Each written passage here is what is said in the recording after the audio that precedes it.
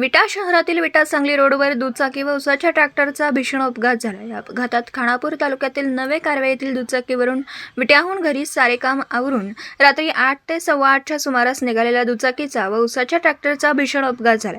सविस्तर घटनास्थळी नागरिकातून मिळालेली माहिती अशी की दुपारी 3 ते 4 वाजल्यापासून उसाचे तुकडे करून पॅकबंद ट्रॉलीमध्ये ट्रॅक्टर विटाहून कारखान्याकडे जात असताना विटा सांगली रोडवरील पिराच्या दर्ग्याच्या आसपास चालू ट्रॅक्टरमध्ये बिघाड झाला।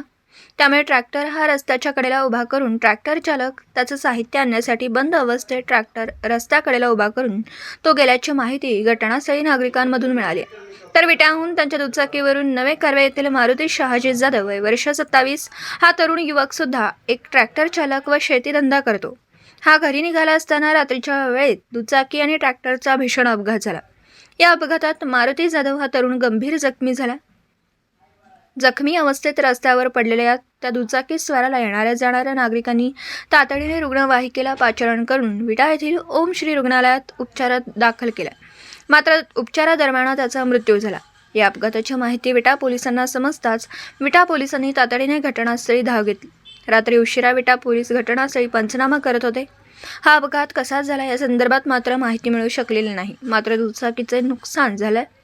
अपघातानंतर घटनास्थळी मात्र मोठी गर्दी आहे। उसाच्या गाड्यांच्या रहदाऱ्या रस्त्यावर वाढल्याने येणाऱ्या जाणाऱ्या वाहनधारकांनी सुद्धा आपली वाहनं दमानं चालवावीत अशी चर्चा घटनास्थळी नागरिकांमधून होती। या अपघातानंतर नवीन कारवे येथील मित्रमंडळी व नातेवाईकांनी विट्यातील ग्रामीण रुग्णालयाकडे धाव घेतली। मारुती जाधव हा तरुण युवक सर्वांशी मन मिळावं असल्याचं सांगितलं जात होतं।